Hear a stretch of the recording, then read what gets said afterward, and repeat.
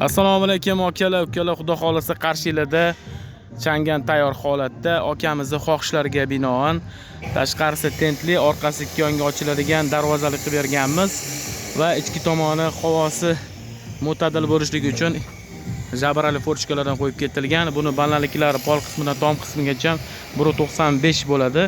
Akamizga aytdik, aka sal standartdan chiqib ketyapti desak, akamiz shu o'zlarini tashiydigan mahsulotlariga ma'qul bo'lganligi uchun shu razmerni tanladilar. Bizning vazifamiz har doim yetib ketish, standartlari bilan tanishtirib ketish bo'ladi va shunga qaramay shu razmerni tanladilar.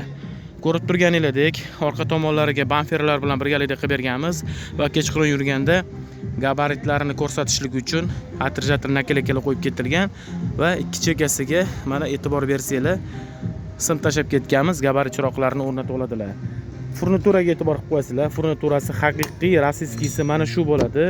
Aldanib qolmanglar. Buni xuddi shu holatdagisini sal mana bu yoqda e'tibor qilinglar. Mana bu ruchkasi sal avalniy bo'lib turibdi, to'g'rimi? Buni mana bu takkisi bor, o'sha Xitoy bo'ladi. Rossiyskiy qilib tiqib yuborishyapti, ehtiyot bo'lasizlar.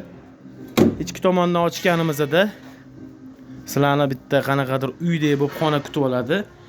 Oldi ikki yoni 6 mm lik pressovniy faner bilan obshivka qilingan va poli e'tibor qilib qo'yasizlar, 8 lik faner bilan obshivka qilib berilgan. Va orqa tomondagi bamferga ham e'tibor qilasizlar. Ichki tomoniga chiqishlik uchun juda ham bir udobniy qilib berilgan. Yopilishlarini ko'rasizlar. Yopilishlari plavniy, bosasizlar o'zi ilib oladi. Bu yoq tomoni ham mana yopilishlari juda ham bir ajoyib. Tentlarimiz har doimgidek 650 grammli tent bo'yicha o'zingizlar bilasizlar akalar. Yangi yo'l nomer 1 bo'ladi. Har doim bizdan oldin ham va bizdan keyin ham nomer 1 bo'lib kelgan. Hozir old tomondan ko'rsatib o'tamiz. Oldi tomondan ko'rinishlari. Kabinadan kuzupimizning balandligi 1.10 chiqib turgan bo'ladi.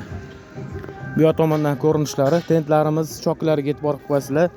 Ob-havoni har qanday sharoitlarga, ya'ni yog'ingarchilikka yoki bir qor yog'adigan paytlarda namgarchiliklariga chidab beradigan, chirimaydigan iplardan tikib berilgan. Mana har doim mashinani ishini tugatganimizdan keyin suv bilan yuvib tekshiramiz.